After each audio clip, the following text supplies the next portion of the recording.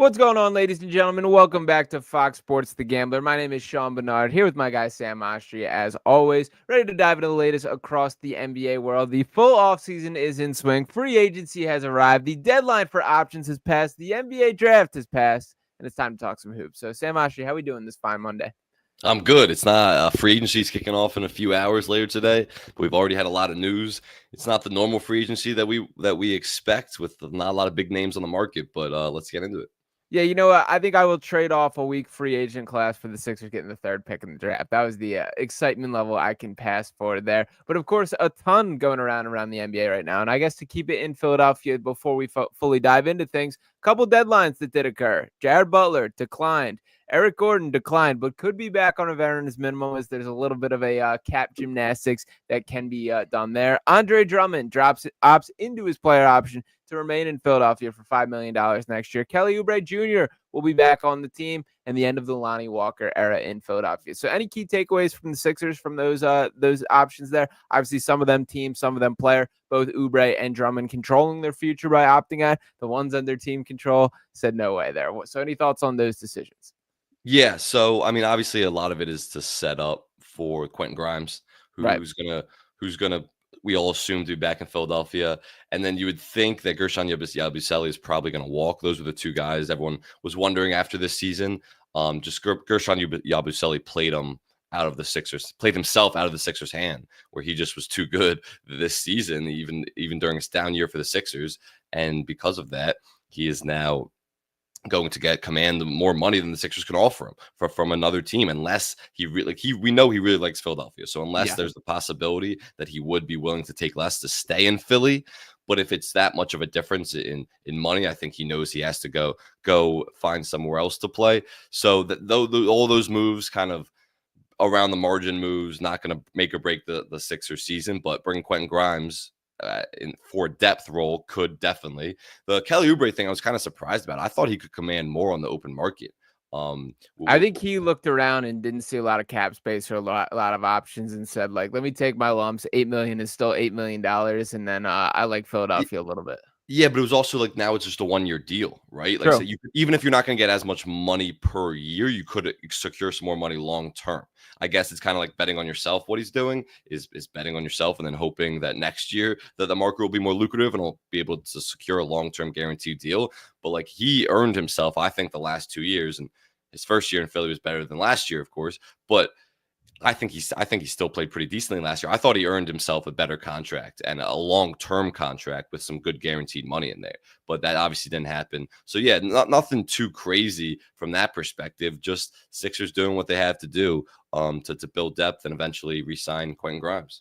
Yeah, 100% there. And I'll start by saying I'm happy Oubre is back, that he does seem to be probably the most polarizing member of the Sixers here. There are some people that straight up hate Kelly Oubre out there that think he's a complete losing basketball player and all these kind of critiques that be thrown his way. He's not perfect. He has his flaws. I wish he was a better shooter. He shot 29% from three last year, which really is not quite good enough by NBA wing standards there. But I give Kelly a ton of respect and honestly really appreciated the way he approached things last year. That dude treated last season like a professional from start to finish. And when we're in game 79 of an 82-game season where the Sixers are actively trying to lose games, it did give me, I grew a little bit of respect for Kelly, just the way that he went around his business. And I still think like the best version of Kelly Oubre Jr. is playing next to Joel Embiid. And we obviously did not get to see that a ton last year. That little dunker spot role, I think he's found a nice little niche in. So I'm in agreement with you. I'm kind of surprised that there is not more of a market for him. I think my opinion and perception of him has certainly changed as a basketball player here in Philadelphia. But let's not forget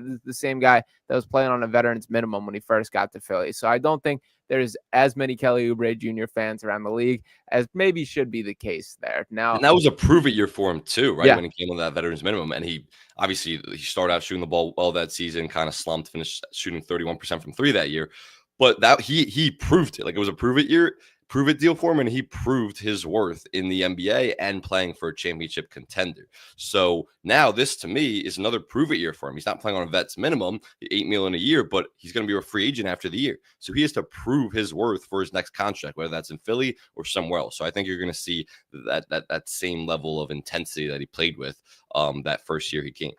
Yeah, and I do think he deserves more credit defensively too, particularly smaller guards. He does a really nice job just swallowing them up with his wingspan, being active, poking and prodding at the ball there. So, Kelly Oubre Jr., welcome back to the show. Happy to Well, have you in especially on here. a team with just to that point, especially on a team with a backcourt that's going to be playing Jared McCain and Tyrese Maxey a lot. Like Yeah. Kelly Oubre is going to have to be the primary defender guarding most of these ball handlers on the opposing teams because of his length and athleticism. Also, VG Edgecombe coming along will help with that, but like he's going to have a huge role defensively this season. Yeah, 100%. And to throw you a question here, I know it's early. I know there's plenty of roster changes that can still go down. Do you have any idea what the day one starting five for the Sixers team could look like there? Yeah, right now, it's tough because do you want to start a backcourt with Jared McCain and Tyrese Maxey? That's a really small backcourt that could be targeted defensively. I think Nick Nurse is definitely going to give that a shot throughout the season. The starting backcourt, like maybe I could say McCain, Maxey, Kelly Oubre, Paul George, and Joel Embiid. But I think there's going to be a lot of times when Quentin Grimes is slid into that spot ahead of McCain, or maybe Quentin Grimes is playing the three instead of Kelly Oubre. And then maybe McCain comes off the bench a lot. So I think Nick Nurse is going to play around with that backcourt and really that 1 through 3 a lot. He'll have the luxury to do so. And then maybe VG Edgecombe gets off to a great start and get some starting opportunities. I think he definitely will come off the bench to start the season, and that should be the plan to build depth with your backcourt. But I could see those 4 guys all mix and matching in those 1 through 3 spots. Yeah, I'm sure that Nick Nurse will experiment there, and he absolutely should, finding what is the exact mix that works here. What is the best, patterns and just roster decisions that we can make, and overall figuring out how these guys work together. I think Jared McCain is probably, at least for this season, going to be more of a bench spark plug kind of guy. And I don't mean that to minimize his role, but I think like he might be best as a come off the bench and all of a sudden drop 15 points in 10 minutes and kind of change the game a little bit there. We sort of saw that for Maxey's trajectory, that was like the best portion of his game in the early parts of his career. And he's obviously added more and more layers, and I think McCain will as well. I think my prediction as of now is it would be Tyrese Maxey, Quentin Grimes, Paul George, Kelly Oubre, and Joel Embiid is the primary starting 5 would be my guess for now. But obviously a ton can change from a roster standpoint, but did want to throw that on the table. I also do want to make note of Eric Gordon here. So he did decline his player option here. The way this can work is sort of a we help you, you help us kind of thing. Is he gets off the books for the time being here. And what that means directly is he can take a veteran's minimum, which will end up being a pay raise to remain in Philadelphia. So I'm sure there were conversations there. And the reason that is the case is the salary cap increase. So when the salary cap increase, the minimums increase. That all this is percentage based. And even max contracts that we talk about, not all maxes are created equal. That is based on your accolades, how many years you've played, all-star, all these kind of things here. So for a guy like Joel Embiid, for example, a 35% max, that's 35% of the cap here. A guy like Paul George, a little less. For Tyrese Maxey, far more tolerable at this stage of his career, but nonetheless, just did want to make note on that. Any feel for, do you want Eric Gordon back on the Sixers basketball team? Well, we know Daryl Morey loves Eric Gordon. They have a Yeah. great relationship. So Daryl Morey will do what he has to do to get Eric Gordon back on this team. I do think it matters just from a veteran leadership perspective. He started out last season playing really poorly. I mean, he wasn't shooting the ball well at all. He was a stiff defensively, bunch of turnovers too. Like I was not impressed with Eric Gordon. He finished off the season better in the second half of the year. But again, the Sixers were awash at that point. They were trying to lose games in those last couple months. So I'm not particularly like I don't think it matters in terms of the on-court production. He shouldn't be playing. Like Eric Gordon should not be in a rotation right now when you want to build some depth, when you have some guys out and you just want to win some random regular season games in January. Maybe he can still give you 20 to 25 minutes, but I don't think Eric Gordon would be part of the normal rotation if all things go to plan with their health.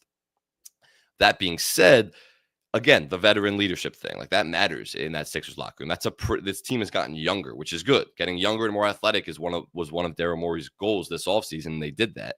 But at the same time, you still need the veteran leadership because we don't know what kind of leader Joel Embiid is. We know he was constantly late last season. Tyrese Maxey is the one that had to call him out because of his tardiness. Like Tyrese Maxey is becoming more the leader of this team as Joel Embiid, it seems, takes a backseat because of how little he's playing actually on the court. So I do think it's valuable to have veteran leadership. And Kyle Lowry has been that guy, and Eric Gordon could be that guy too. Yeah, I don't mind it. I'm not as against it. It was a weird season for Eric Gordon last year because, as you mentioned, he shot the ball incredibly poorly at the start. Then he had that like oral surgery, got like a tooth out, and then he went on an absolute tear, shooting like 60% from three for like a 3 week stretch there. And then he sort of went downhill once again. It was a season where everything could go wrong, did go wrong, and Eric Gordon was not a part of the solution, but certainly was not a big part of the problem there. The biggest selling point to me would be his relationship with VJ Edgecombe, that these are guys that compete together on the Bahamas national team at the Olympics, which, by the way, Edgecombe like leading a team with DeAndre Ayton, Buddy Hield, Eric Gordon there. So if there is some familiarity, you can kind of sell me on it. I think ultimately that Gordon will be back primarily because I don't think there's going to be a ton of interest league wide. And I think that this was probably sort of a handshake agreement between Gordon and Daryl of the just get off the books for the short term. We'll bring it back. You can explore your options if you want, but that would be my guess. My only concern and pushback to that is I kind of feel like we're doing that at two positions because if Kyle Lowry is back, which I do think is going to happen as a mentor sort of role to Jared McCain, and then Eric Gordon coming back, this commitment to getting younger and more athletic is sort of getting distorted a bit there. And obviously you're hopeful to not be counting on these guys for a lot, but it does feel like we'd just be punting on two roster spots in some way. Well, it's twofold because you want to get younger and more athletic in your rotation, but you also want to get the veteran leadership in there. So, like, those guys aren't going to be in the rotation. Of course, you want to have when injuries happen, and of course, the Sixers have to prepare for injuries based on how the last few seasons have gone. But when those injuries happen, you want to have younger guys, but you also just can't have a team full of I don't want to say immature guys, but younger guys. So having Kyle Lowry on the roster is valuable. I know Sixers fans are very split on that. Like a lot of them want him to just take a coaching position, and Yeah. then I don't know if he wants to do that necessarily, or some type of I'm not going to play, but I'm still going to be around the organization and be on a staff, whether it's upstairs in the front office or whatever it is. But people want Udonis him around. Haslam role is what it is. Yeah, exactly. And I think that would be good for him. People want him around the organization. Obviously, he's a Philly guy. Has deep connections to Philly, and the young guys like him on the team, and he's valuable in that role. But if you need those guys to play, it's catastrophic because Kyle Lowry and Eric Gordon can't be playing real rotation minutes, especially in big games, especially in the playoffs at this point in their careers. They're just too old and too slow defensively. So it's Small. yeah, and small. But it's a two-prong issue where it's like you want to get younger and more athletic, which they did. I thought they accomplished that in your rotation. But at the same time, you also want to have those veteran leaderships. I think a lot of teams around the NBA are balancing that. And I think that's something the Sixers are going through right now, too. Yeah, definitely. And it is a bit of that two timelines conversation of like, you want the win now veterans, but Daryl Morey has been quite expressive and correct in assessing that it was a mistake that last year that they relied a bit too much on the veterans there, not getting enough youth, not enough athleticism. But nonetheless, will be interesting to see how the rest of that shakes out. I do want to hit on the biggest news of the options yesterday, which is out there in Los Angeles with LeBron James himself. Now we get the news that LeBron James has officially opted in to his $52.6 million player option to remain with the Lakers last year. But then you open that article from Shams Charania, and not exactly as euphoric a feeling of opting into the contract as one would expect. So I'm going to read these opening couple paragraphs for you, Sam Oshtry, and hear what your takeaway from this. So from Shams Charania of ESPN, he writes, Los Angeles Lakers star LeBron James is exercising his $52.6 million player option for the 25-26 season. Clutch Sports CEO Rich Paul told ESPN on Sunday. James, the NBA's career scoring leader, wants to compete for a championship next season and potentially beyond, and will be closely monitoring the Lakers' moves and whether the team is positioning itself this offseason to field a title contending roster, Paul said. Quote, LeBron wants to compete for a championship, Paul told ESPN. He knows the Lakers are building for the future. He understands that, but he values a realistic chance at winning it all. We are very appreciative of the partnership that we've had for 8 years with Jeannie Buss and Rob Pelinka and consider the Lakers a critical part of his career. We understand the difficulty of winning now while preparing for the future. We do want to evaluate what's best for LeBron at this stage of his life and career. He wants to make every season he has left count, and the Lakers understand that, are supportive, and want what's best for him. A little bit of a strange, 4 paragraphs about a guy most LeBron in his camp paragraphs, most LeBron in his camp statement of all time after they signed a $50+ million option that they picked up. Yeah, so what's your read on this entire situation with LeBron? Is this just him getting in the news, being LeBron a little bit? Is there legitimate motion to him potentially wanting out of LA? How do you perceive all of this? I don't really care about LeBron's perspective at this point of his career, if I'm going to be honest with you. I care about the Lakers' perspective. Okay. And from the Lakers' perspective is they should have hoped that LeBron did not pick up that option. They should want out of the LeBron James business at this point, because based on how last season went and how LeBron has visibly declined, and this doesn't mean you can read me the raw stats, you can read me the raw numbers. We know how effective he still is. He's still a top 20 to 25 player in the league. But when you go back and actually look at that season, let me read you LeBron's net rating, what this team was per 100 possessions with LeBron James on the court. In November, minus 7.6. December, minus 5.7 net rating. He had a positive net rating in January and February, especially after Luka came along. March, minus 5.1. On the season, he had a net rating of minus 1.3. This team was better. This team was better with LeBron James off the court throughout the entire season than with him on the court. And he was the only impact rotation player that actually had a negative net rating. You go back to Anthony Davis when he was on the team. Some of those guys that got traded when Luka came, Gabe Vincent, all these guys had positive net ratings when they were on the floor. LeBron had a negative net rating. And it's not dissing LeBron saying he can't be an impact player, but for this team, how this Lakers roster is made up, where Luka is the guy. He's going to sign a long-term extension in August. That's what everything points to. You still have Austin Reeves, who is going to be a free agent after next year and command a lot of money. You assume the Lakers are going to want to pick that up or want to sign him to a long-term extension, depending on how his season goes. That is a weak defensive backcourt with Luka Doncic and Austin Reeves. When you add LeBron James to the mix, who is capable of playing great defensive stretches, we saw that in the playoffs against the Wolves. Stretches, though, throughout an entire season, if you have LeBron James, Luka Doncic, and Austin Reeves as your point of attack defenders, you are going to struggle defensively, whether you have a rim protector back there or not. Like he can't, a rim protector, whoever it is, whether it's Clint Capella or whatever, we'll get into that, what the Lakers are going to do with their center position. Whoever it is can't clean up all the defensive errors and the blow-bys that those three guys are going to get. And maybe Luka becomes a better defender. Everyone says he's being better conditioned. He's motivated after getting traded and all the disses that the Mavs were throwing at him. That's a weak defense. That's just a weak defense.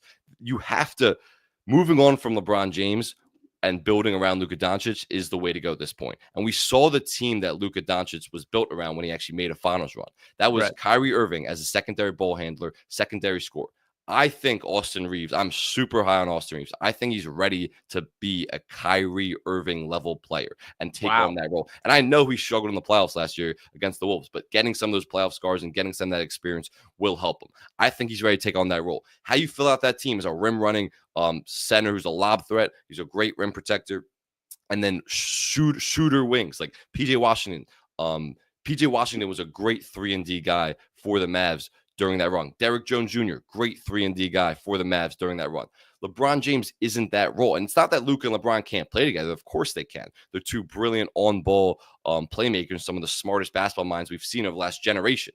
They can play together, but they can't. It's not smart for those guys to be on the floor defensively. And at this point, you should be building around Luka Doncic. So there's not going to be a trade market for LeBron James, which is a problem. But if I'm the Lakers, I would have hoped that LeBron left and picked up or didn't pick up his option. So I have so much more money. I'm not spending $50 million on this guy who's not worth it at this point. And I could just build around Luka Doncic. So that was a long soliloquy, but I am of the mindset that this Lakers team should want to move on from LeBron James. Yeah, a lot of good stuff there. So dig in on a couple of different points. For starters, I will note LeBron James is going to be 41 years old next year. This will be his NBA record 23rd season in the league here, the most of any player of all time. It is pretty much a miracle in my mind that he's still performing at the level that he is. Now, those are some convincing stats there. He's still while the net rating you can throw in my face, he's still a guy I view as like a positive player, no doubt in my mind, like a still all-star caliber player. He's just not LeBron James the way he's been LeBron James most of his career. I do see it the same way as you as far as the keys of the franchise are in the possession of Luka Doncic. And frankly, the whole reason that I thought that the Lakers made that decision is this was always viewed as the plan, as LeBron can sort of pass the baton. And for so long, that guy was Anthony Davis. I think the honest assessment from all parties here was that Anthony Davis was not a guy that can really carry the keys as being the face of the Lakers. Luka Doncic is a guy that can carry those. I kind of feel like LeBron has a newfound purpose, being a bit of the mentor role, the guy that can show Luka Doncic the ropes. And I think that is valuable to an extent. I still think this team can contend, but the Western Conference is steep, man. I don't know what you do if you're the Lakers. I think if you're LeBron here, this all feels like smoke screens to me. Like, have you forgot that this team just traded for Luka Doncic, who's one of the 5 best basketball players in the world, for all these conversations that we're having about you? This is a guy that is still in his peak, still in his prime, still has plenty of good years ahead of him. I think this is all smoke screens by LeBron, and I think he just plays for the Lakers next year. I think he's definitely playing for the Lakers next year. I mean, he has to because he picked up his player option. Sure. And so there's no trade market for him. Nobody is trading for LeBron James at this point of his career. Somebody would. When he's on an expiring deal making 50 plus million, why would there be a trade market for this guy? Yeah, you sell some jerseys, but he has a no trade clause, so he would have to approve any destination. And why would he leave LA? His family's there, he likes living there, maybe for Cleveland to go back home Jared Allen and fillers. But if I'm the Cavs, I'm not getting near that. Why would I ever sacrifice some future pieces? You'd have to give up Darius Garland in that deal. Why are you sacrificing future pieces for LeBron, who doesn't put you over the hump at that point? I'd be more comfortable if the Cavs on that roster rather than paying LeBron James an absurd amount for 1 or 2 seasons max. That's just dumb business if you're the Cavs. Just to bring this guy home, who Dan Gilbert doesn't even like that much, even though he's grateful he won a championship for him. I don't get it. The thing for me is, when you talk about LeBron and the Lakers, it's not like LeBron can't fit in with Lakers. It's the money thing. It's that he's getting paid $50+ million next year. And that's completely handicapping how the Lakers can build this roster. When you look at the Dorian Finney-Smith opted out of the deal. So if Dorian Finney-Smith leaves and goes elsewhere in free agency, when that opens later today, then they'll have the 14.1 mid-level exception to offer. They could give that to a center. They could break it up between a couple impact starters or maybe a 6-man type guy. But if Dorian Finney-Smith opts in to that deal, and they should want Dorian Finney-Smith back, he's a classic 3-and-D guy who I thought played well and works well with the Luka Doncic type system. Did in Dallas as well.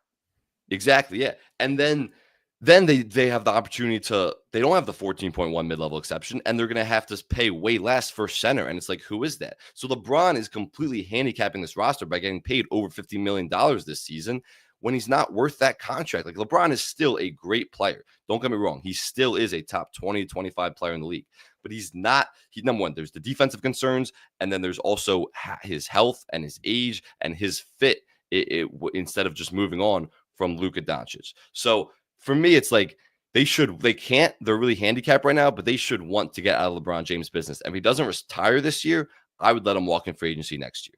Wow. And do you think that is the case? Do you think this is the last ride for LeBron?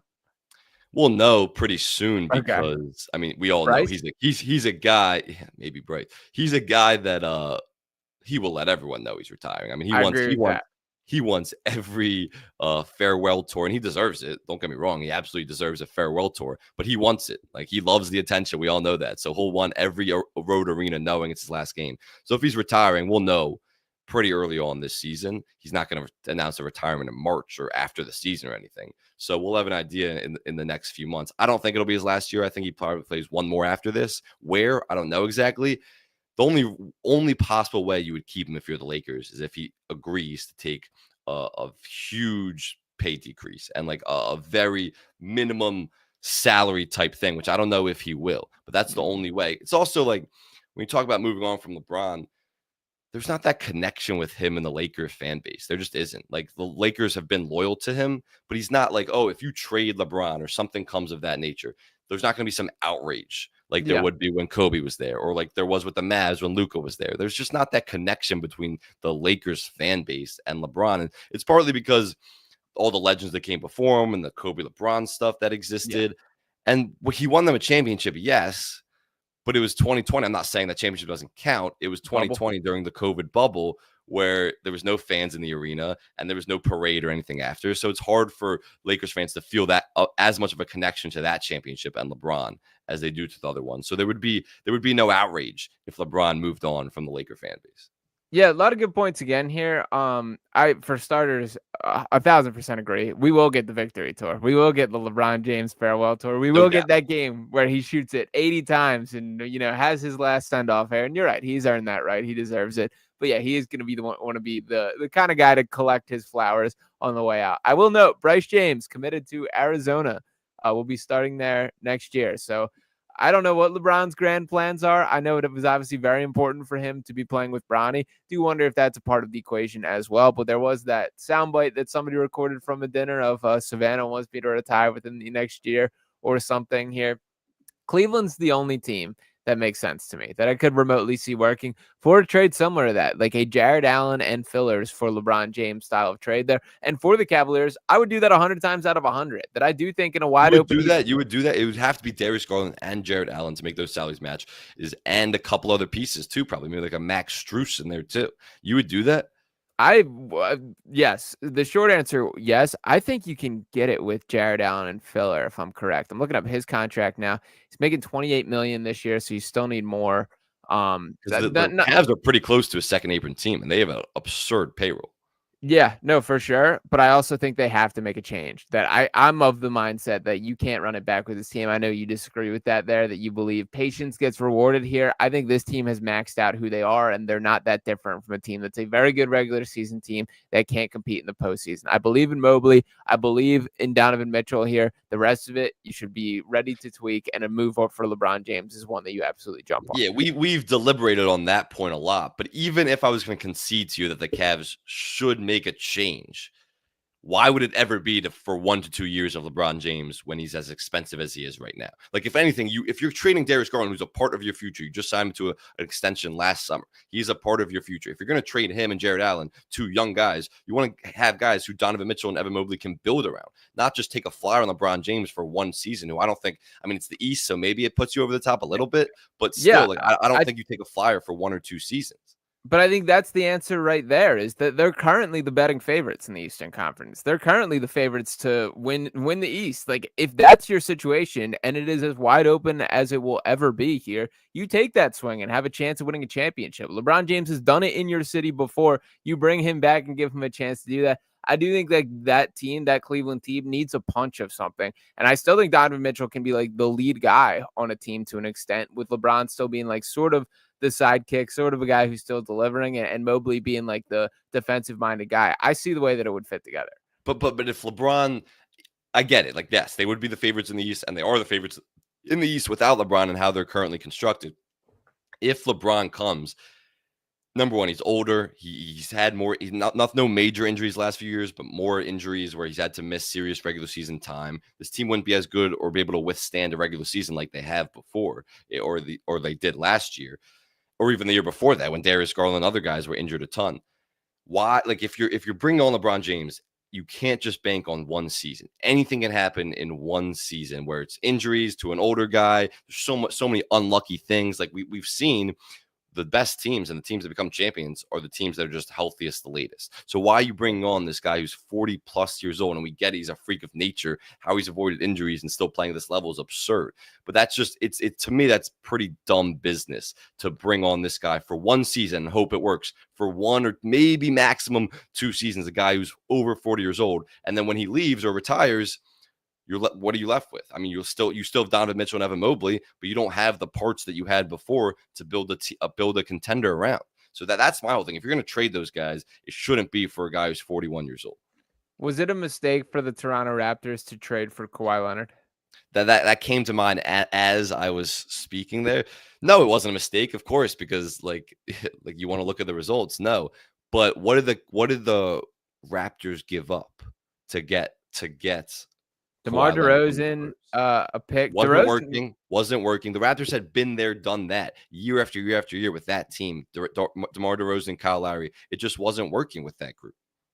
It wasn't, but it was also like DeRozan was a guy that sort of was loved by the fan base, had been in Toronto for years, was a dude that like was very appreciated. It was a ballsy move by the Raptors. And you know what happened is they won a championship. And then Kawhi Leonard walked right back over the border to America to go to Los Angeles the following season. And you should take that result 10 times out of 10 if you're Here's the thing. You could take that result and then look at the last 5 years after that.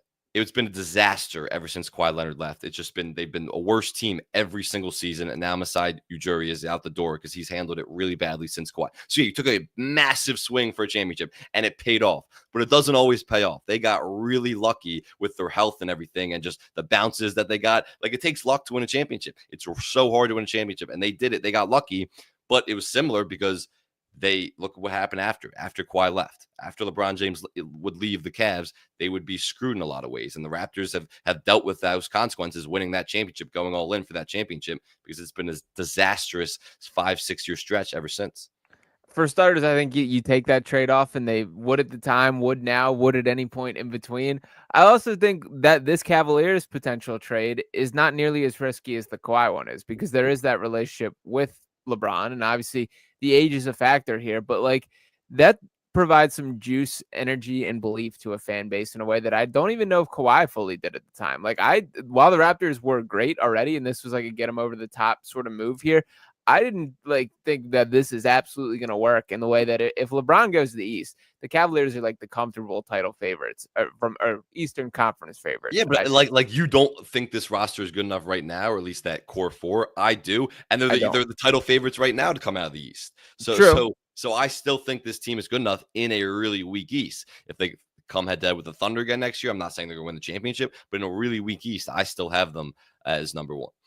I can't take them serious from a playoff perspective until there's changes. I just can't. That's how I view this Cavs team, and I think that's how they should view themselves on the interior here. I don't think Jared Allen can help you compete from a playoff perspective. I don't think Darius Garland can coexist with Donovan Mitchell in a playoff perspective, the way that it's designed. And we now have two like significant years of playoff sample size to go up. They had the I don't think it's fair to say Darius Garland this season was a real playoff run for him. He was dealing with a serious toe injury, missed some time, and then he had to get surgery after the year. So it wasn't something light. And he's already a liability to an extent defensively, but he was just an absolute share out there because of his toe. It was a real problem. It was, but like I don't know, man. You can't ask for much of a better opportunity than was there for them this season, and they got smoked by the Pacers. I get it, age is a little bit better, but after blowing out the Heat, the largest margin of victory in a sweep in NBA history, 122 combined points for those 4 victories there, they got sent home in 5 games by that Pacers team. And I get, again, it ages better because the Pacers look good here, but my feeling when watching those games at the times was it's just Donovan Mitchell and Evan Mobley trying their butts off, and nobody else has anything to bring to the table here. I think something we learned from the Pacers run is let's not overreact to all this. They were on a magical, incredible run, a team that just clicked at the right time. And you could make the argument that they should have beat the Oklahoma City Thunder, like who were the biggest favorites in a long time in NBA Finals. And we don't know what happens if Tyrese Halliburton doesn't tear his Achilles in that opening quarter. So this team took the Thunder to 7. They beat the Knicks, beat the Cavs. Like, I'm not overreacting. I think the Cavs have done a good job staying patient. I think the Knicks did a bad job overreacting to that Pacers loss and firing Tom Thibodeau. And still June 30th here without a coach. Free agency and the draft are here and still no coach. But I don't think you overreact to a massive, huge Pacers run that was just an improbable journey that they were on with, you could say, luck, voodoo magic, whatever it was, but it was a crazy run, and I think you don't overreact to that. I think you still run this Cavs team back in Kenny Atkinson's system at least one more year, and then you have another playoff flame out, sure, but I think you've seen patience get rewarded in the past throughout the NBA. I think it's worth staying patient. I think having 2 consecutive coaches publicly to the media questioning the mental toughness of the team is far more of a concern than anything I've seen LaPlante through at this point. I did want to mention, you brought up the Knicks requesting or not requesting a rumor that they interviewed or wanted to interview Dawn Staley for the head coaching job. For starters, any thoughts on that, Sam? Yeah, I mean, I don't believe it. There's a lot of rumors out there this time of year. I don't really. Maybe someone in the front office talked to her agent or something like that, and there was some back and forth, just talking about the job. She's not getting in it. Like, it's not no disrespect. I mean, she's an absolute brilliant basketball coach and a staple in women's basketball, and then has contributed to the rise and the success of women's basketball. So no disrespect to Dawn Staley, a Philly legend, just an absolute goat. What she does. She's not getting an interview for the Knicks head coaching job. I can promise you that. So that was just a lot of rumors that Twitter likes to run with, and it was fun content, but she's not getting even an interview with the Knicks. I think that's all probably fair, and much love to Dawn Staley there. But I did want to bring that up as a transition to, we do have some breaking news in that vicinity here. The Philadelphia will be getting a WNBA team starting, I believe 2028 is the year. And to give the full update here, WNBA to expand to Cleveland, Detroit, and Philadelphia over the next 5 years, giving the league 18 teams. Any thoughts on a team from the W coming to Philly? Well, we talked about this. Didn't we talk about this last week, saying it should? Yeah, I've definitely, I think so. was on Brace's show. Oh yeah, Josh Harris. I just saw the statement on the Daily Ticket last week. We were talking about it. I think it's great. I think Yeah. it's awesome. Philly should. They were a city like when it went to Golden State last year. I know that Philly had been putting on a bid for a while, and had wanted a WNBA team. And that round of expansion, I think they were a little disappointed they didn't get it in the last round of expansion. Went to some other cities like Golden State and others, but they keep pursuing it, and now they have a women's basketball team, which is awesome. I mean, I think it's awesome. WNBA's success last few years has been great. I don't know the details. I guess they'll be in the Wells Fargo Center, whatever it's called, the Xfinity Center now, the Xfinity Arena. I guess they'll be playing there too. But I think it's awesome that they get a WNBA team.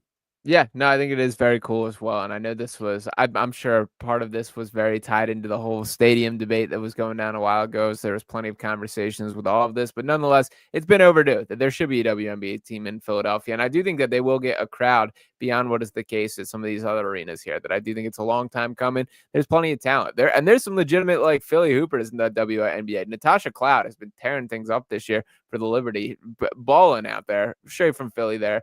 On her own there. So a lot of good stuff. And maybe that's 2030, just to add some context to it, 2030 will be when Philly gets a team there. I guess that's the next round of expansion they're doing.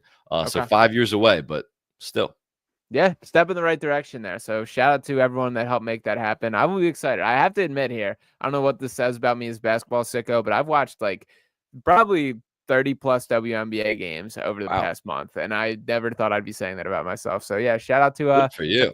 Yeah, I've watched 0, but I should get into it now that the NBA season's over. It's fun, man. It is entertaining. It's better quality. No, I like watching the clips and everything. I like following it, but yeah, now that the NBA season's over, I'll be getting into it more. Yeah, like I'll note from when I first had tuned in a little bit, like a couple years ago, to now, the quality of play is miles better, and kind of cool that it is progressing in that way there. But Fever is struggling too. I saw Caitlin Clark is struggling, and one of my friends was telling me this weekend, like it's really the propaganda machine with Caitlin Clark is absurd. I mean, she's been really struggling the last few games, and the Fever have been struggling. Yeah, and you don't hear a word about it, like not a word. It's just when she does well, it's the Caitlin Clark hype machine just is a full force entity. But when she struggles, you don't hear anything about it. Yeah, she's battled some injuries lately. After playing every single game at Iowa and all 40 her rookie season here, she's already missed, I think, her 7th and 8th game was this weekend here for Caitlin Clark there. So battling a couple things. It is nonstop the way that these girls go through basketball too. Like for the NBA, it is this like, long break when it is the offseason here. Generally, like all these WNBA players, they're right to playing in another league and like 3-on-3 hoops or playing it. Like even right now, a ton of these girls have left for international duty and representing in the Eurobasket there. So like Camila Cardoso on the Chicago Sky, she's representing Brazil out there, just stepping away from the team. They're really not a lot of downtime for any of these. So it is a grind on the body. But yeah, I hear you about Caitlin Clark. The efficiency and the turnovers have been a little bit of a problem this year, but she's still been solid overall. Since we're all over the place on a free agency schedule, our free agency special today, I mean, this is the time of year we're going to be all over the place because there's not a lot of games being played. Well, no games being played. Let me give you a prediction. Okay. You brought up the Raptors earlier and then Masai Ujiri, and I was thinking about this over the weekend. Masai Ujiri is going to be the Dallas Mavericks president of basketball operations after next season. Next offseason. Nico Harrison will be out by then. I think the fans will continue to put pressure on the ownership group throughout the year as they also celebrate ushering in the new era of Cooper Flagg. And I think once Nico Harrison's out, you have this really prized possession as a general manager and president of basketball operations who's had success before over the last 20 plus years in the NBA as a GM. Obviously, he was pretty disastrous last year's with the Raptors. It almost felt like he was checked out. It was just some very questionable decisions. I still think he's going to be a hot commodity on that market next year, and more teams are going to be willing to depart with their current situation. And I think the Mavs are a perfect team that should want to depart with their situation. Nico Harrison, as we know, the worst executive in all of basketball for many reasons, but number one, trading Luka Doncic and then justifying it with the most ridiculous justifications he's possibly provided. And fortune favors the brave. Yeah, just absurd. And then what did he say? Said this was the plan the whole time, or plans finally coming to fruition. Yeah, I think he said people are now starting to see the vision. Was another quote of him. Yes, your plan was to get $100 million lottery ticket and hit the lottery. Great plan. Lose the play-in tournament and lose the play-in tournament. Usually a successful line of thinking. So I think he's going to be out. I think Masai Ujiri is going to be the next president of basketball operations for the Mavs, which he'll be rejuvenated. He'll be ready to go in a new city with a new franchise. And I think that'll be good for Cooper Flagg's future. Yeah, I like the prediction there. That those were not dots that I connected there. I will note what seems to be the spin from the Toronto people is that they just believe that Masai was just stretched too thin with his basketball beyond borders, the work that he does in Africa, a couple nonprofit endeavors that he does participate in. So he's just got a lot on his plate, and they seem to believe that some of the decision-making process as it pertains to the Raptors sort of suffered as a result of that. So obviously that's why they went that direction. Still kind of shocking to me to do it literally like less than 12 hours after the draft there that's when you make the firing is really I strange. don't get that. Like, what are these organizations thinking? Like, I get your point about being stretched too thin is definitely valid, because there's definitely some truth to that. I don't get the thinking though. Like, you knew you had the season ended months ago. Their season ended months ago. You had this whole time to figure out what you were going to do with it. Why are you waiting until after the draft? You obviously don't trust his decision making at this point and want to move on from him, but you're going to let him draft your future, especially when they had the 10th pick or the 9th pick in the draft, I believe. It's like, wow, like, where's the logic behind that? It's like sometimes these organizations and these ownership groups' logic are just like, what are we even doing? Like, it's such rational thinking that they're incapable of sometimes. And like Brandon Ingram, like Masai traded for Brandon Ingram and then gave him a hefty contract extension. He's yet to play a game for the Raptors yet, and then he's out of there. So yeah, it's gonna be interesting. That was a shock to me. That one caught me off guard. I was surprised that Masai, one of the GMs that I think makes headlines and his name recognition. There's not a ton of those around the league there. Now, I did want to transition, speaking of GMs here, to a little bit of a fun practice that you have put together in ranking the top GM spots in each conference here. So, Sam, I'm going to let you take the floor and go through the rankings here. I'll bounce some takes off each of these. I'm going to start in the Eastern Conference with what would be your top 5 GM jobs that you want to take moving forward? Yeah, well, you're already going to disagree with the first one because you already went back and forth. But Cleveland?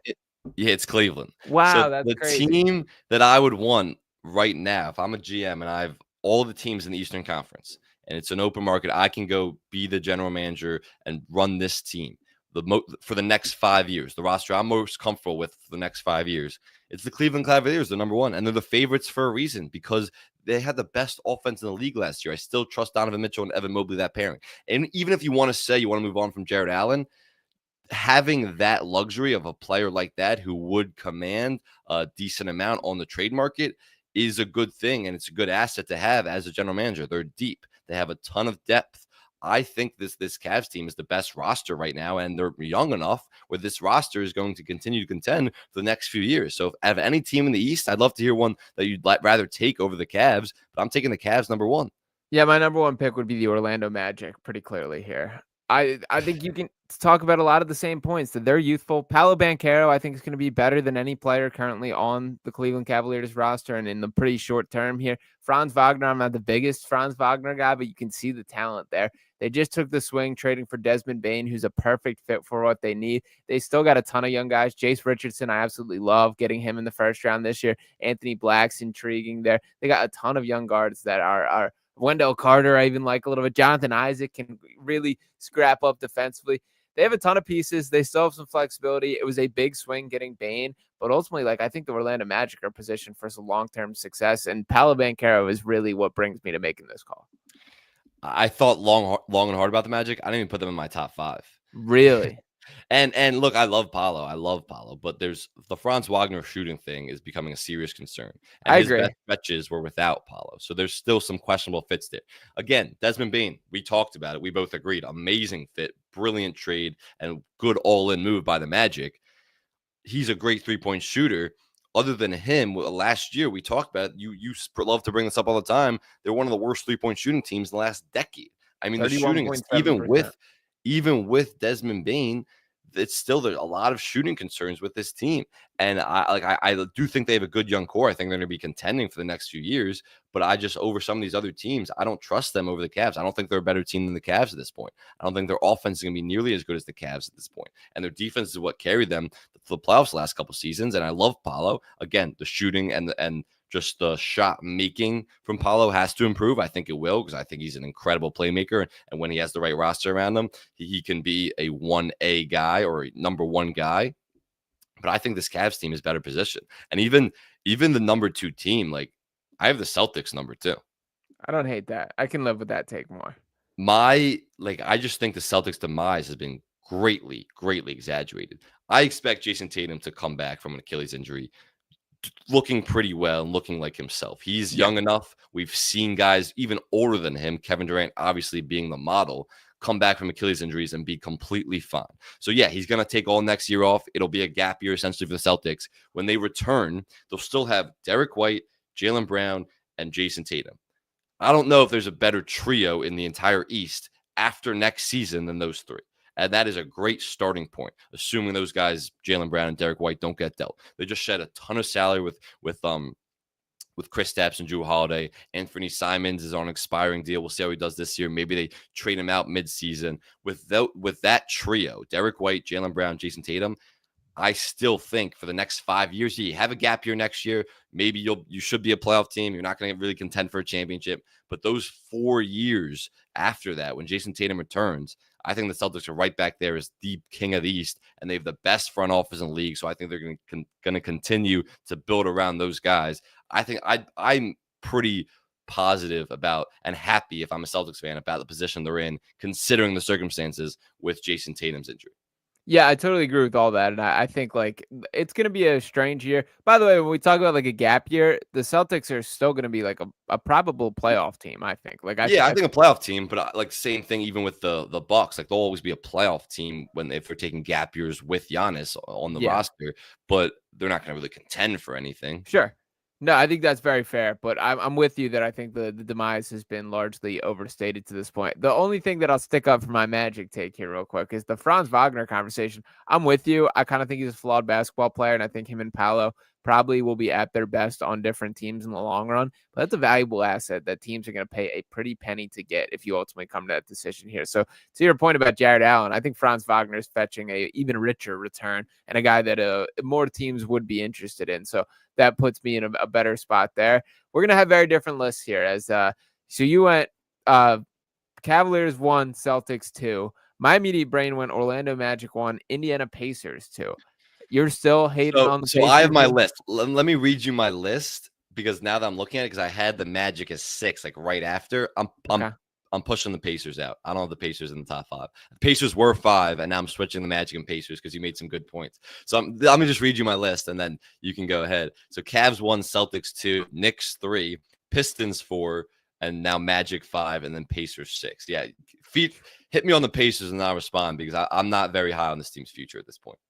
I mean, for starters, they're coming off an NBA Finals. They went to the conference finals last year. The Tyrese Halliburton Achilles changes the equation to an extent, but I still think they got a ton of young talent. Like a guy like Jarris Walker, who I still really like there's not even really minutes for him on the floor. They're so deep. They have so many different directions, so many different styles that they can play here. A guy like Andrew Nembhard, I think, is going to be a playoff riser forever. Aaron Naismith, they've done a really nice job grabbing guys off the scrap heap. They're still adding young talent through the draft here. They're still pretty well-positioned from a draft pick standpoint. Ownership willing to go above the luxury tax lines and spend more than they ever have before to keep this core together. I just think that there is legitimately something to their fun style of basketball, everyone getting involved. And I think like they straight up have the most depth of any NBA team in the league, maybe outside of the Thunder here. And I'm locked in that, like, I think that's a good spot. I get your top end star is always going to be probably the voice of reason or what's holding you back here. But Tyrese Halliburton's good, man. And he's still very young, still getting better. And I'm willing to take a bet on this team. Well, so first, next year is a complete wash for the Pacers, as we know, without Tyrese Halliburton. He's the identity of that team. So I don't even know if this team will be a playoff team next year without Tyrese Halliburton. We'll see how they try to get a guy in to play some point guard, because Andrew Nembhard can get a lot of those reps. But TJ McConnell, man. Just saying. Maybe TJ McConnell is a full-time point guard. We'll find out next year.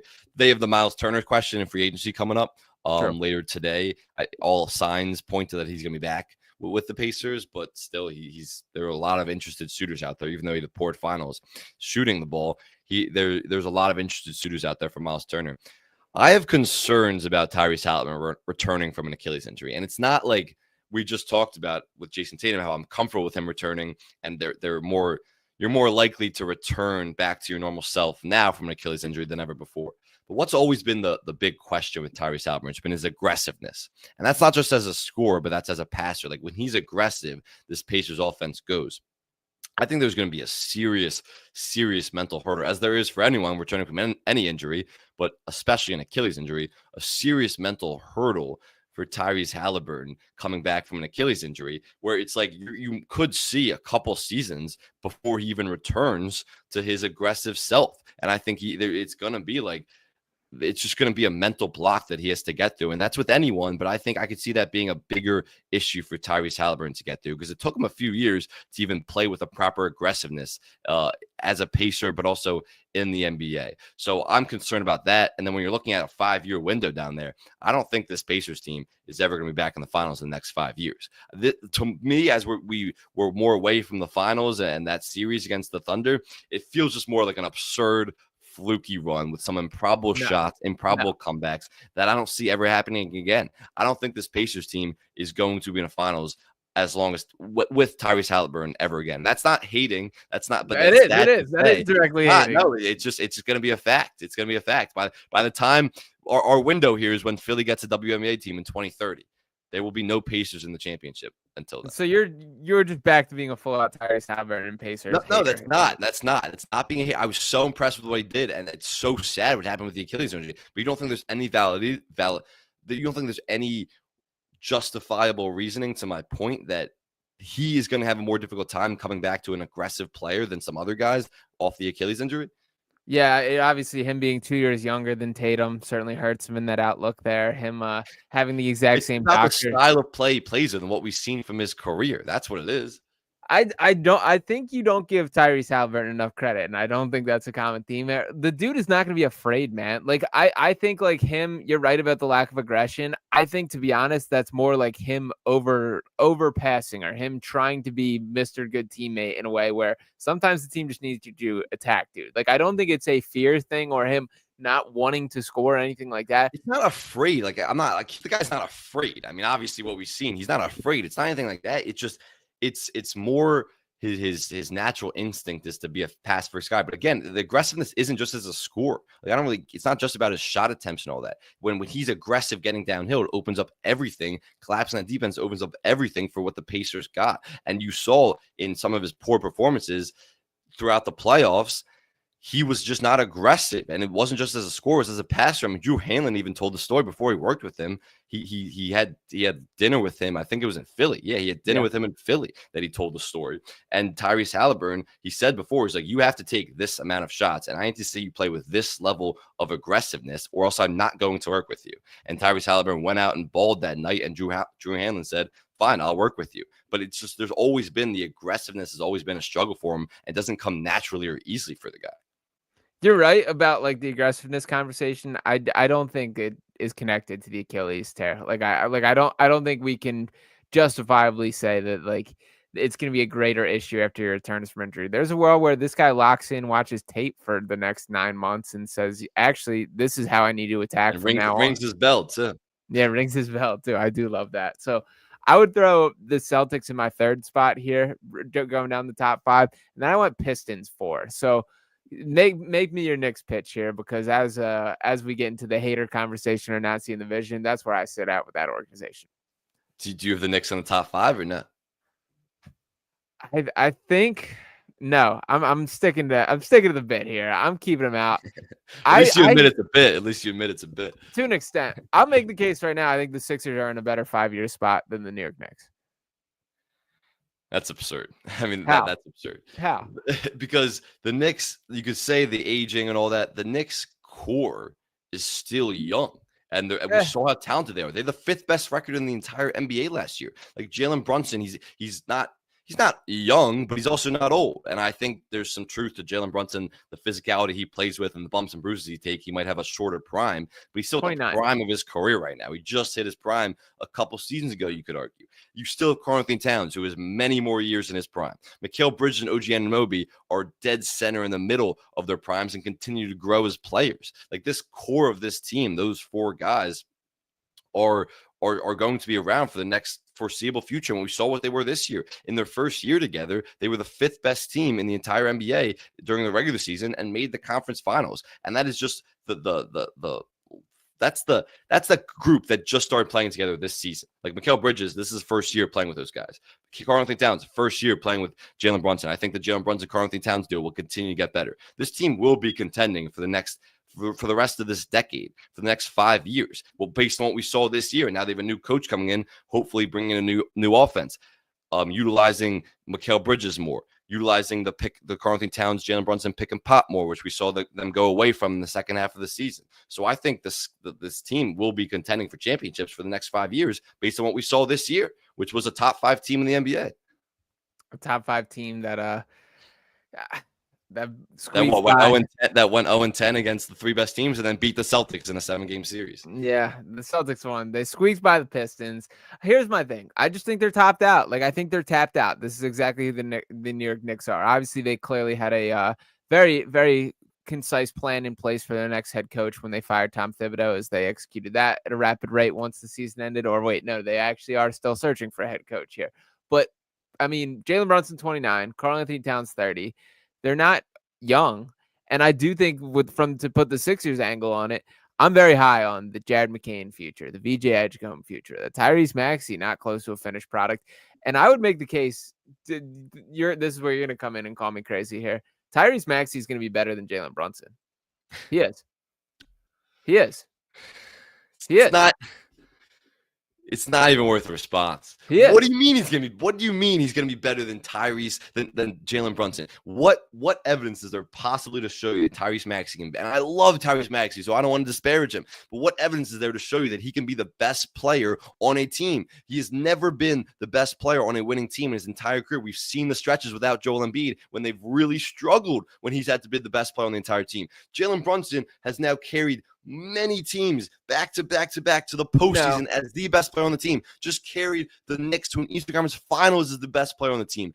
How could you possibly justify that Tyrese Maxey will be the better player and ever be able to carry a team the way Jalen Brunson have? I'd love to hear the justification. Because he's very clearly on track to be that we did not see Jalen Brunson carry teams until he got the New York Knicks, that this dude was a sidekick at best for most of his career. Based on their trajectory, the pathway that they're on, that Tyrese Maxey this year is 24 years old, or was 24 this past season. You know what Jalen Brunson was doing at age 24? He was playing 25 minutes per game, averaging 12.6 points per game off the bench for the Dallas Mavericks. He came in 4th in 6th Man of the Year voting this year. That was the trajectory that Jalen Brunson was on. Tyrese Maxey, a better shooter than Jalen Brunson. Physically, can get downhill and run at a pace where Jalen Brunson couldn't dream of getting to. He's a better athlete than Jalen Brunson. And yes, Brunson's a better playmaker. Yes, there are some intricacies and advanced Brunson's a better scorer, too. You could say the shooter and all this stuff. Like, it doesn't matter how you score. Brunson's footwork and how he manages to score makes him a better scorer than Tyrese Maxey. Maxey's a better defender. I don't know about that. Yes, they're both pretty weak defenders who teams will target in the playoffs. So I will fight back about if that. It is by a tiny. Tyrese Maxey's made leaps, but look, Tyrese Maxey, if he's ever in a playoff series again, he will be targeted relentlessly, even if he has made strides as a defender. So maybe there's leaps that he's a little better. I thought Jalen Brunson did a good job in switches against the Celtics. I thought he really struggled against the Pacers through stretches of that series. I don't think that you can argue that Tyrese Maxey is a better defender. If anything, it's by slight margin. And to your point about the age difference, sure, but it's also to me about how many years these guys have been in the league. Jalen Brunson's only been in the league 7 years. Maxey's been in the league 5 years at this point.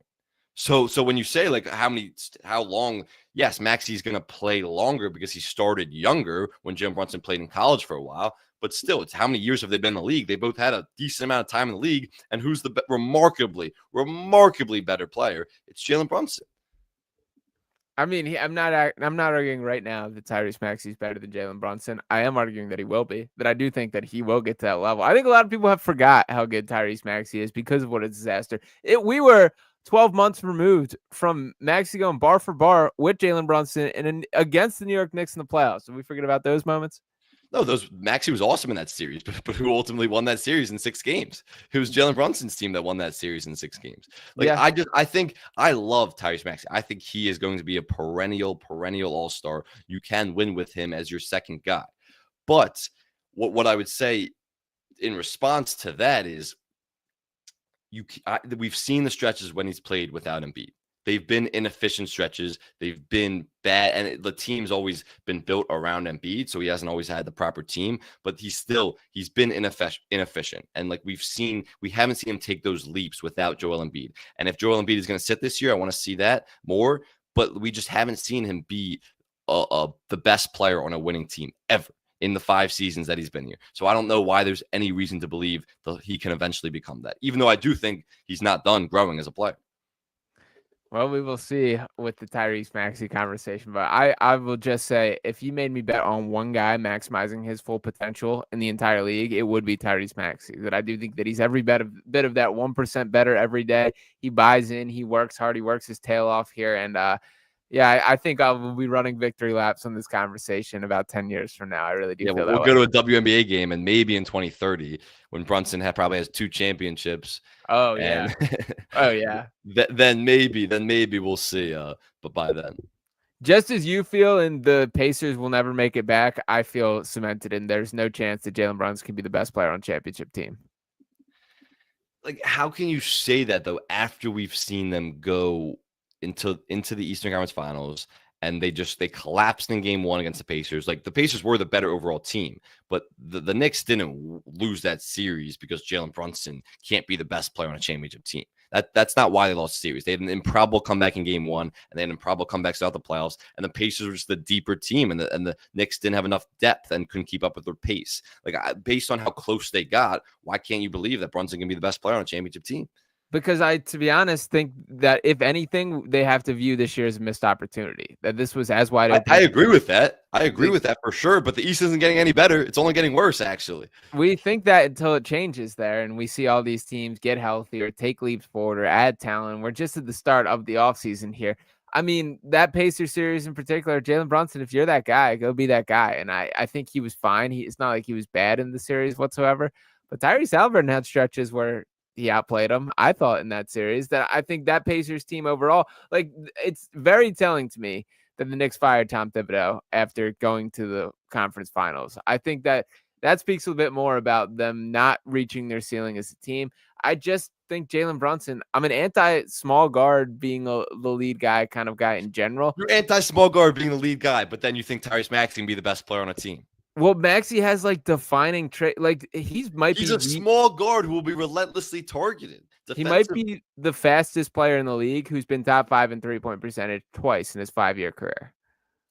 And that's awesome. But when you're talking about a small guard, I think why you say that, correct me if I'm wrong, but to me, why you can't be a small guard on the best team is because defensively you're constantly going to be targeted and you're a liability on the floor. That still is going to exist for Tyrese Maxey, and the physicality in the playoffs is, as we know, is so much different than the regular season. And Jalen Brunson, we know, can handle that physicality. He's shown it time and time again. Maxey was really good against the Knicks in that one playoff series.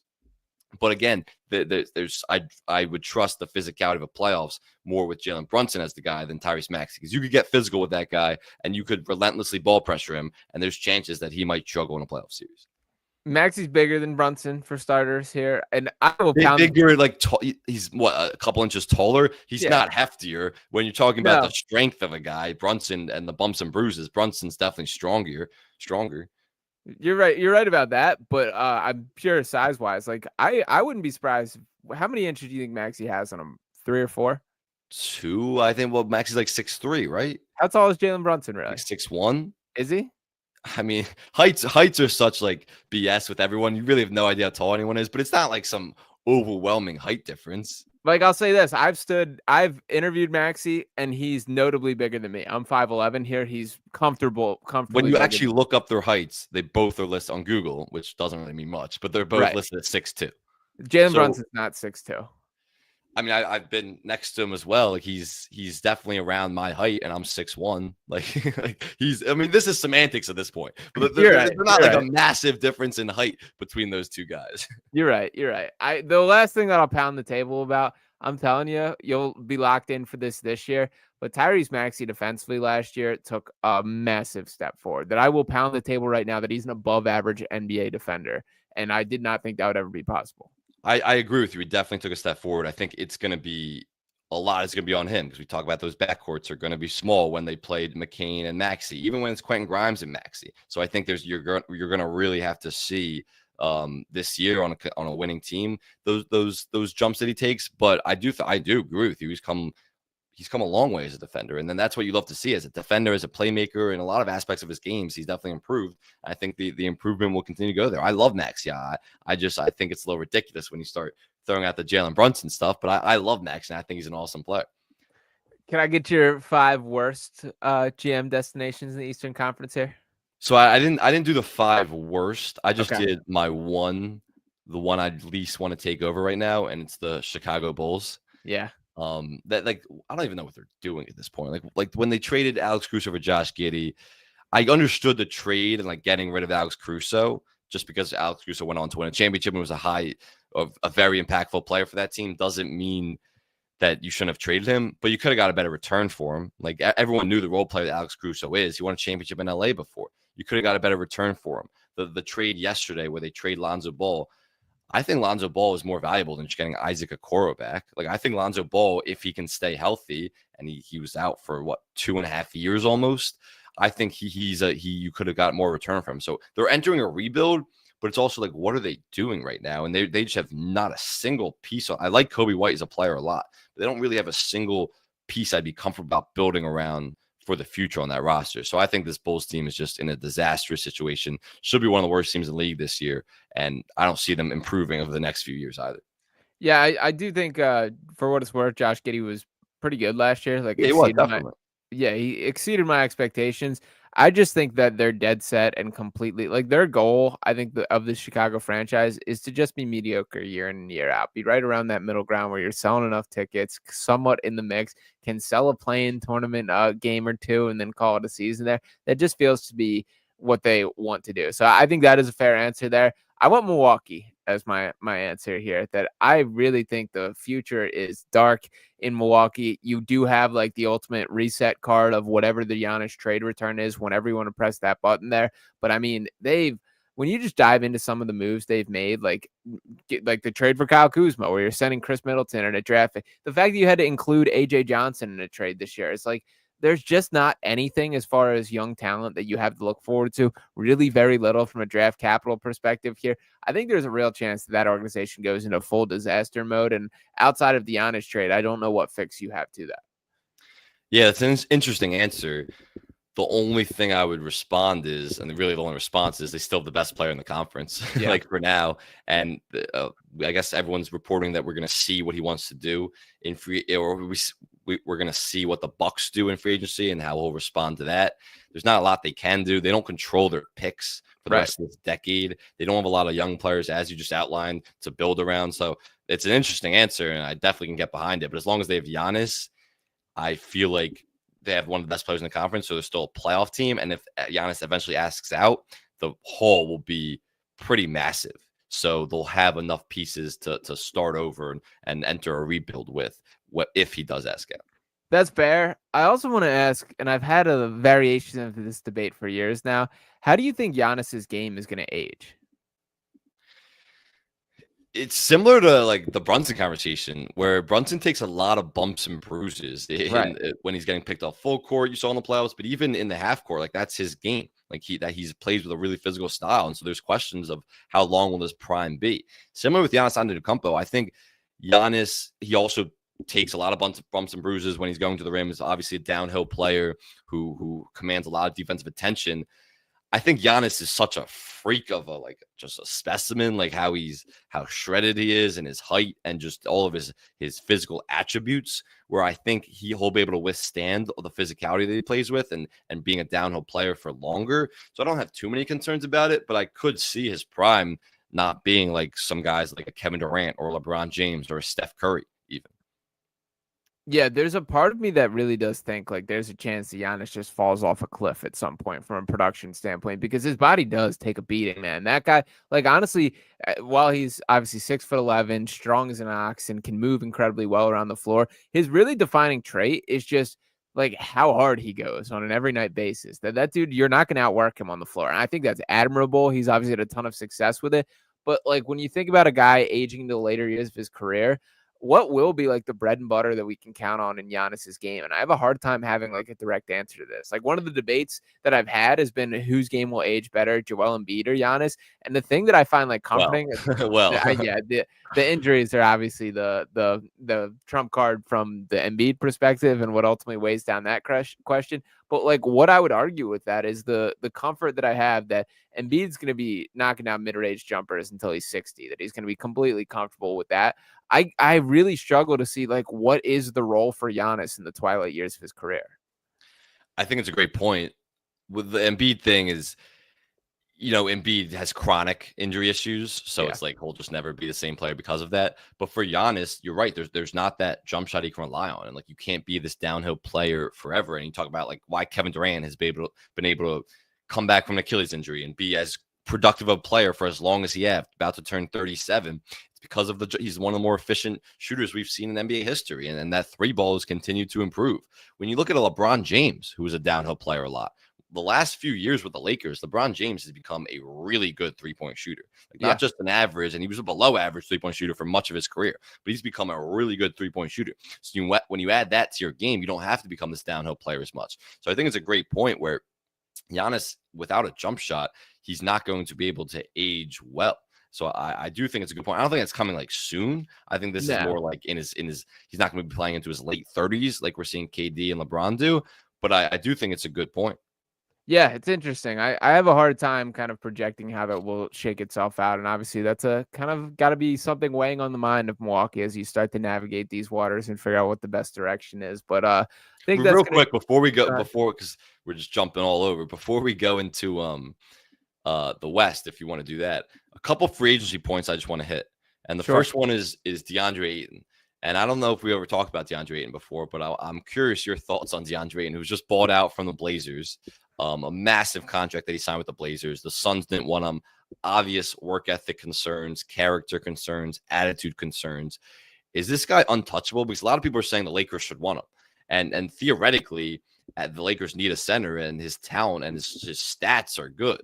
But this guy's been a losing player in the league for a decent amount of time now. Ever since the Suns made the championship, it's been pretty much all downhill from there. And he has the talent, but he obviously does not have the work ethic to couple that. So what are your thoughts on DeAndre Ayton? Where do you think he ends up, and should the Lakers even want him? Yeah, there was a point in time where I was a DeAndre Ayton guy that I used to make the argument he's the third best center in the NBA. And I think from a pure talent perspective, I think you can still make that case. But the dude is a loser, man. He just doesn't care. And some of the lowlights that I see all over the timeline right now of him just not even trying on rebounds and stuff like that, it's maddening. It's really frustrating to me because I do think from pure skill set perspective, like this guy can be one of the premier talents in the NBA at the big man spot, but he does not seem to have to want that desire. It makes sense for a team to still take a chance on him. He's still like, when you look at the big man options in the field right there, I think the Lakers make a ton of sense from him. But I do think like Ayton just doesn't quite have it up here in the head the way that you need to be a high level athlete the way he should be. Yeah, at this point, if I'm the Lakers, like why bring a guy like that into your culture, like a culture that JJ Redick has done a good job of creating. You can find a cheaper center, and he's going to be pretty cheap because the market is not huge for DeAndre Ayton. That's why he got bought out, because they couldn't even find a trade option for him, because who wants this guy at this point, based on everything everyone knows about his character and his attitude. So I don't know why you would take the chance with him if you're the Lakers. Like, I'd rather get a Clint Capella, who I don't think it would even command the mid-level exception. He'd probably command like $8 million or so. He is, but he serves the purpose. And I don't love Clint Capella, but he serves the purpose as a rim runner, as rim protector. Like Luke Cornett could be really cheap from the Celtics, but I like that. Is he really a starting center? He's never played starting center minutes. He's always been a backup or a third string when he was with the Celtics. Luke Cornett's pretty good, man. He is. I like Luke Cornett as a player, but he's not super athletic as a big. That's like a lob threat that Luka would need or should want. So I don't know what the Lakers are going to do at center, but I do not think DeAndre Ayton is the move. Yeah, I mean, I understand why. I think they're going to do it. Like, that would be my prediction here, is that this has the Lakers of that has the makings of a Lakers signing here. Also the same agent as Luka Doncic that Ayton has here, so I think worth keeping that in mind as well.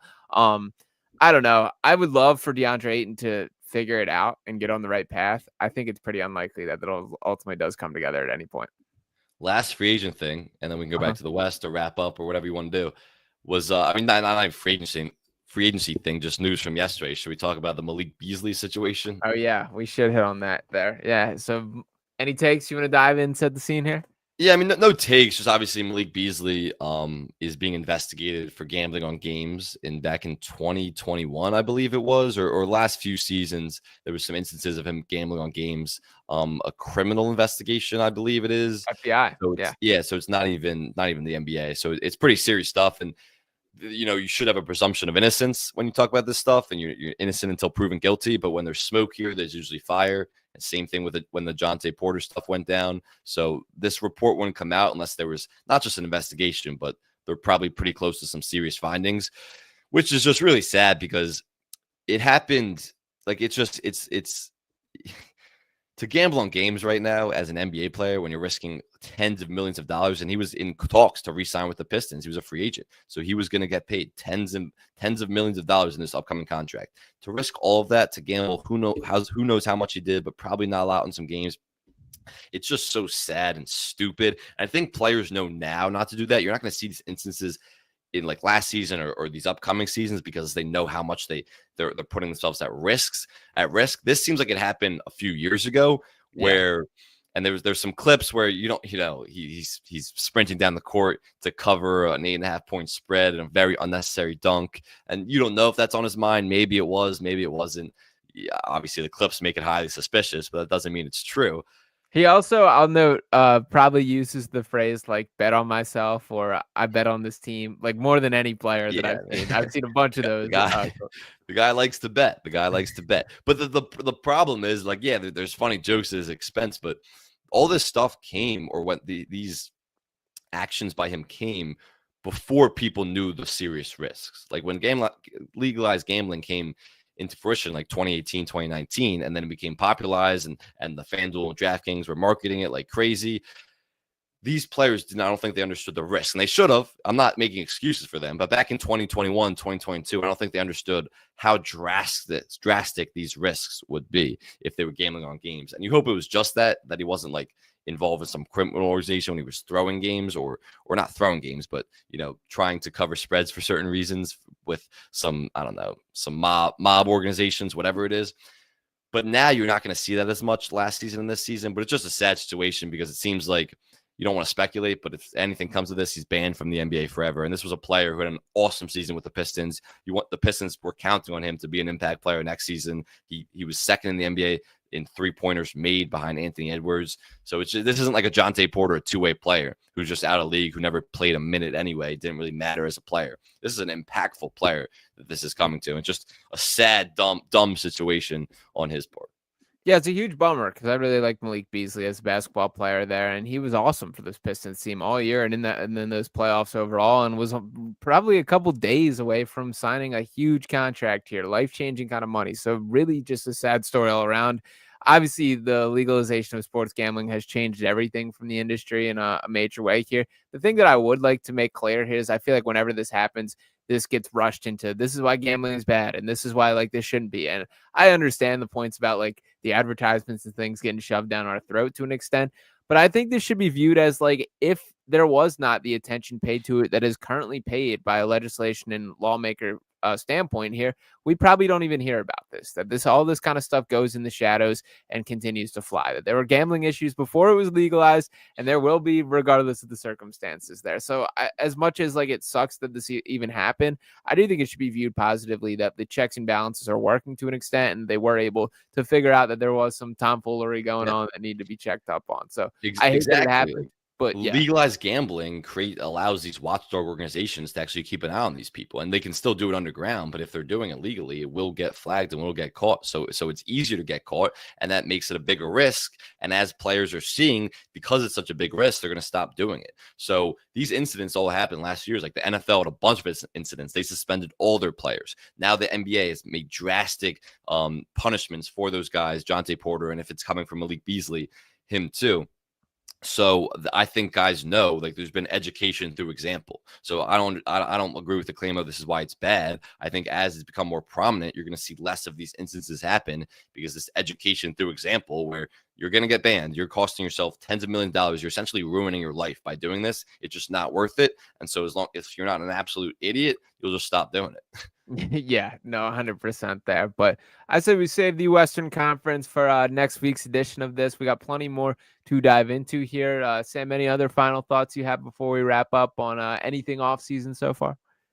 I don't think so. It's not that much of a free agent cycle. Free agency has kind of died in a lot of ways because, number one, a lot of the star players, what we saw with LeBron's decisions, KD's decision to go to Golden State on July 4th, a lot of those star players make their minds up before free agency actually comes with trade requests and other things. And then the other part is that there's been a lot of opt-ins. Some of these big name free agents, even James Harden signed a new deal with the Clippers. A lot of opt-ins this year. So there's not a big free agency market. And then there's not a lot of teams that have cap space. Like the Nets have a ton of cap space, and now the Pistons will, when they're not giving Malik Beasley this deal anymore. So there's not a lot of teams other than those two with cap space. So there's not some robust free agent market. So it's not going to be a huge free agency cycle, but still a lot to monitor over the next couple of days. Yeah, definitely. So me and Sam are going to be breaking things down from every angle. Appreciate you for hopping on again this morning. Appreciate each and every one of you guys for tuning in here. Make sure to keep it locked to Fox Sports The Gambler. We got plenty more coming on the other side. And that'll do it for this edition of Picks and Roll for me and Sam. We'll be back next week. Peace.